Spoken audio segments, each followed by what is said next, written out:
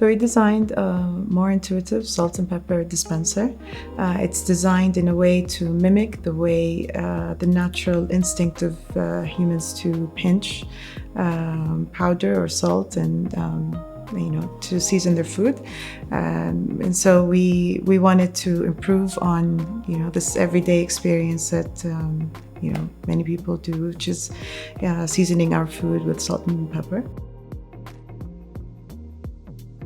I'm actually inspired by a lot of things, but I think at the heart of it, I'm really inspired by coming up with solutions that are interesting, that challenge the status quo, and that solve relevant problems. And that always is the most interesting part of the design process for me. Is I trying to find out what the real problems are, doing the research, and then all the testing and prototyping that at the end of the day gets you to closer and closer to the final solution.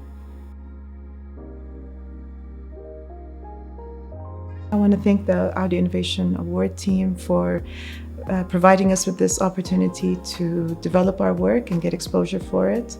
And they've been supporting designers in the Middle East and driving innovation through this competition. So it's really been a wonderful opportunity.